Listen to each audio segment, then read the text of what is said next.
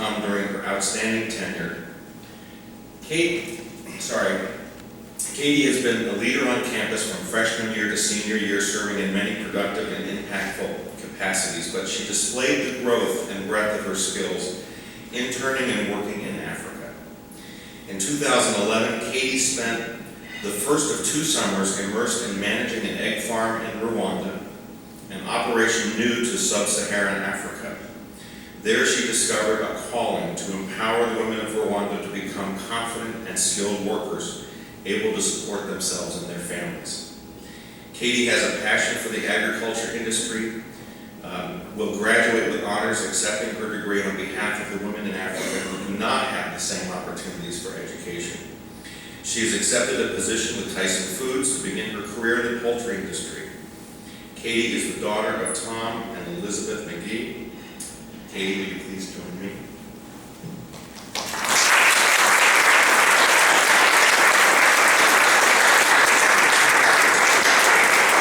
Katie, we're delighted to name you as the 2013 recipient of the Senior Honor Citation and invite you now to say a few words about what you will be doing in the future. Same thing.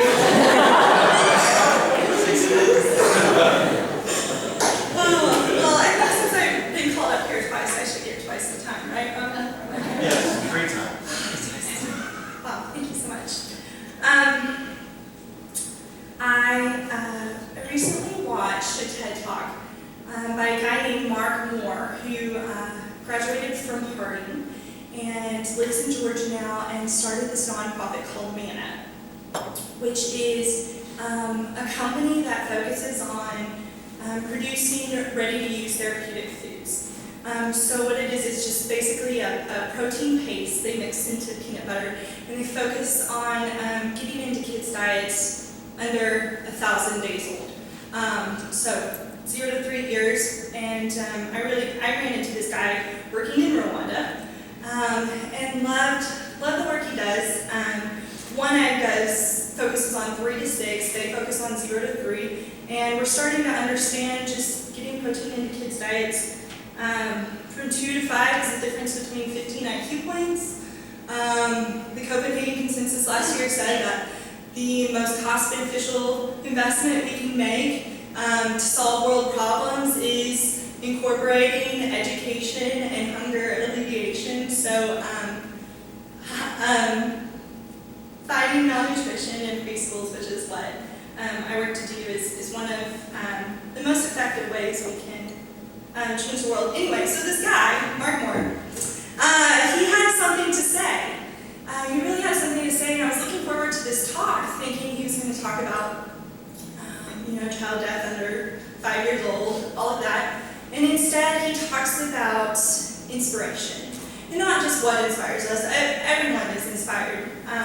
But how do we inspire people to become doers? And he talked about educators and mentors, people who talk a lot.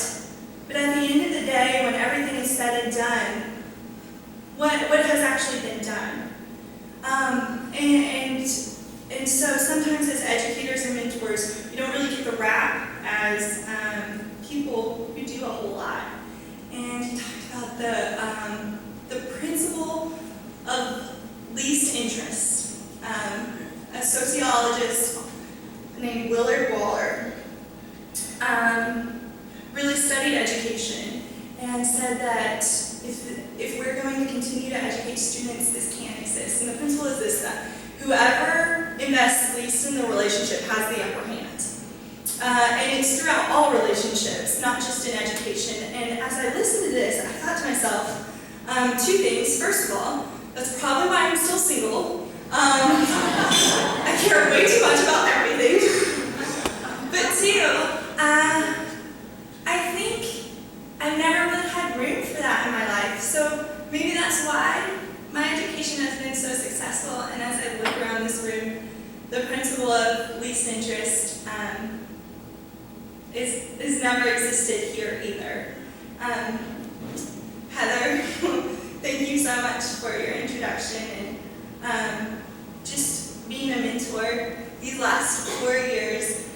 She doesn't know this, but I have been Googling you for 4 years.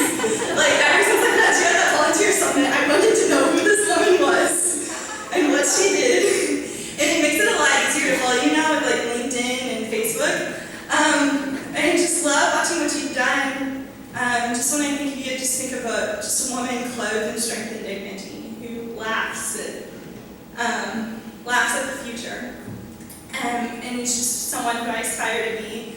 And that's what the Alumni Association has been in a lot of ways. So many of you have become family to me, more than just providing me tuition and an education, but you have mentored me and encouraged me and motivated me to pursue a lot of what I've done, and I wouldn't be able to do it without you.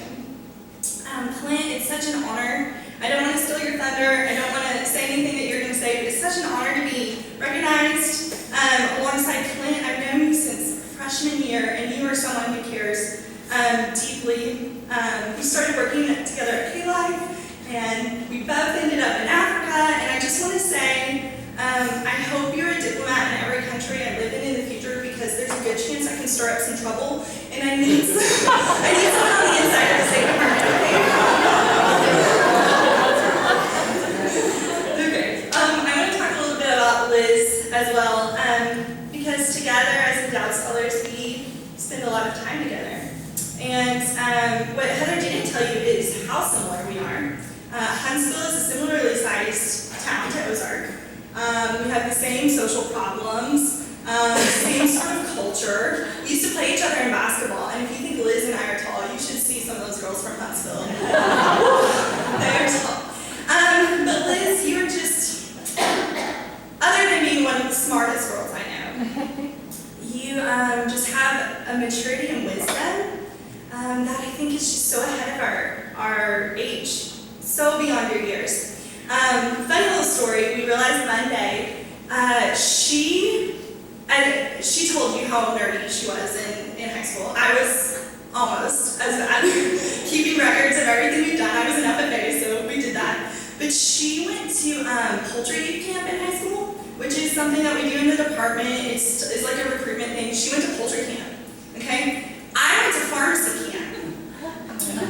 I now work in the poultry industry, and she's going to pharmacy school next year. I thought it was really ironic. That's just some of the funny little similarities, parallels we have. Robin, as Heather mentioned, does so much for the scholarships here. Honestly, I think next to the Capitol, the Alumni and Best, she may be just one of the greatest tools this Alumni Association possesses. From the first phone call I got from her, I knew I wasn't just getting money. It was about a relationship. From that day, she built it, and she's just the greatest mentor for both of us, and invests so much time. That's the thing, is she has twin boys at home and a new baby, and she invests so much time in us, and it's just phenomenal that she's able to do that. I should also thank my mentors who are here today. Dr. Kidd, who's the head of our poultry department, who's been a great just professional mentor. Dr. Rome, who's made my honors experience just great, equipping me with the opportunities to lead, and building the honor student board, and then Dr. Miller, who was my mentor, my research mentor, for just continuing to push me in what I call the most painful thing I've ever done in my life, writing 64 pages on the women of a poultry operation that you're so invested in. Was awful, so horrible. But I'm so glad that you made me do it. I'm so glad that I got to share that story. These three guys are kind of like uncles now, my little mentors, my uncles. And Chris Roderick says that while I'm thanking them, I guess I should thank the rest of my table. We just met today. Don't let him fool you. We're talking like we've known each other for a while. I actually did write you a thank you card when I was working for Billy Fleming, my sophomore year. So we've known each other for a while. And Trina, who's helped at Bumpers College. Bumpers College has just been such a great experience for me. Ms. Shirley loves it, I know. Bumpers College is just really a great group of people people who are going to solve the world's problems. My parents are here today.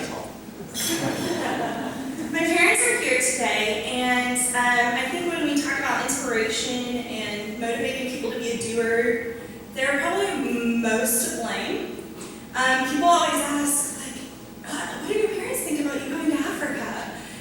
And honestly, they've done an excellent strategic job of not saying anything, because if they said that they didn't like it, they know I would get on a plane immediately. But it's really all their fault that I'm doing what I'm doing. From young age, they taught me to fear the Lord. And the first verses I memorized, I think, were all about obedience. Which is ironic, because I'm really rebellious. Because obedience was a good thing they taught me, and so following my passion, my calling was something that was easy to do. My mother was instrumental in just this heart that I carry around. She's such a servant, comes from a long line of strong Italian women who do nothing but feed people all the time and tell you what you need before you even know you need it. And so just watching her build a community and serve people really was how I learned to interact in community, and prepared me so much for working in Africa, because everyone knows your business and everyone takes care of each other, and all we do is feed each other. So I was really prepared for that. And my dad also is to blame a lot just for my passion for agriculture, for my work ethic. Growing up on a farm, the greatest lessons you learn are build and fence. And, Robin, if Will and Matt have a problem around 10 years old, just send them to Marymount Ranch, and they'll have whole lessons on, you just have to see the end picture while they're stretching fence or baling hay. And I watched him take care of our family and, put meat on our table every night, and I think that's really what got me started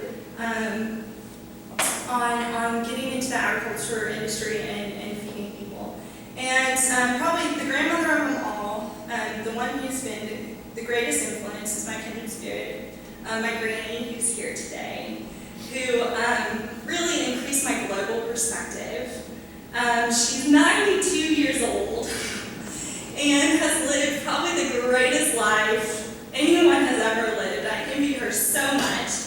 Has traveled the world, has seen it all. I always thought it was so weird to play cards as a child and hear like Japanese come out or German, some weird language I'd never heard, but it has made life so much richer. I think the stories she shared with me have inspired me to chase after different cultures and continue to travel the world. And I think to take that generation that she lived and to translate it as a modern woman. So, thank you all just for investing in me and believing in me and giving me this opportunity to go to school and get an education that few people get. You have all inspired me to be a doer in just how you've passionately pursued your lives. And so I hope to continue to do the same. Like you said, I'll work for Tyson and I'll be around here for a little bit. And hopefully in 2 years I'll be back in Africa building complexes and communities and economies around chickens. So, thanks so much.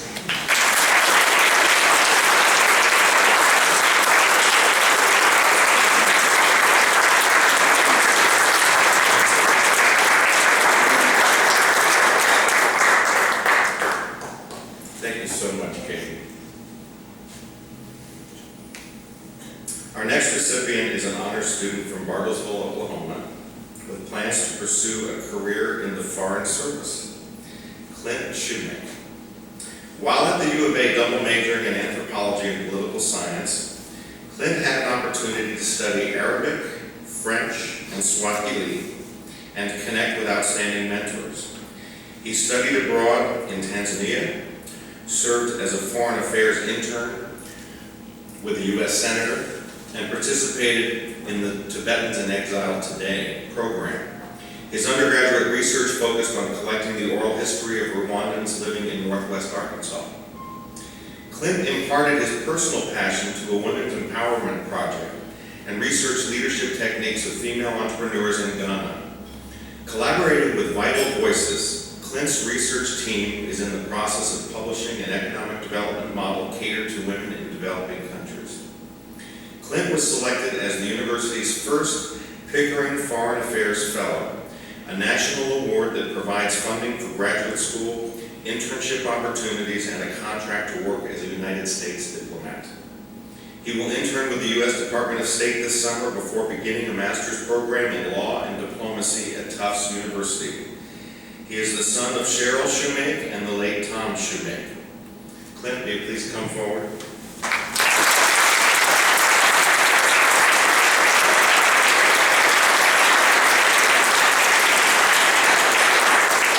Association is very, very proud to name you as a 2013 recipient of the Senior Honor Citation.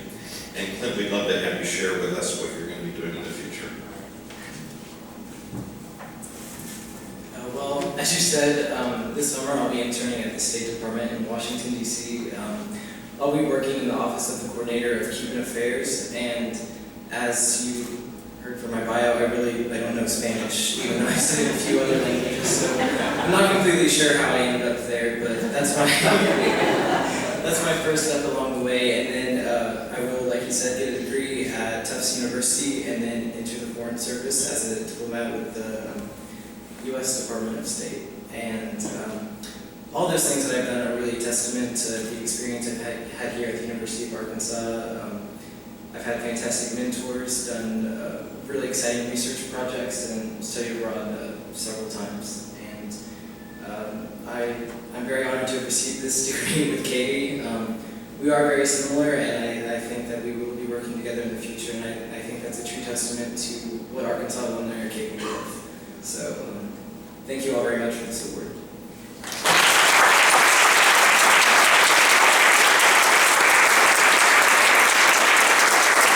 Students that are now today, are they incredible? Let's hear it.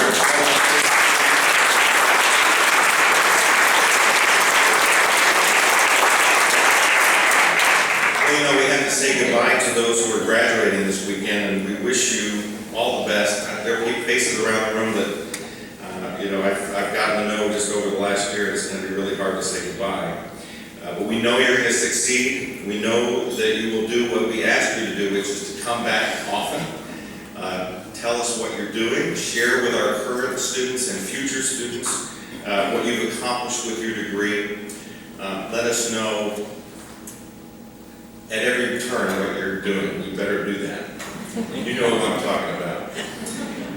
At the same time, we say hello to all the new students who are coming to campus during orientation and who will work with the Alumni Association for the first time. We're really excited you're here. We look forward to seeing you engage in meaningful ways. Don't hesitate to call on any alumni staff member in this room or anytime. Just pick up the phone.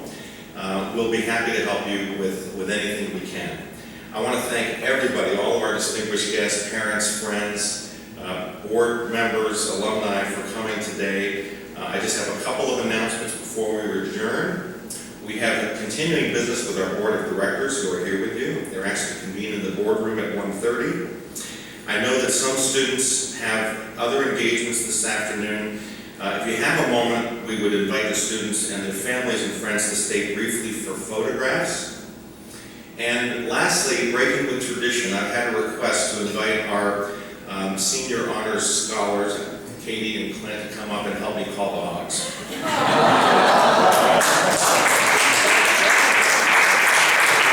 We're going to be teaching a few people here. We'll stand right up front. Be loud, all right? Ready? Here we go. Stand for the larger. Here we go.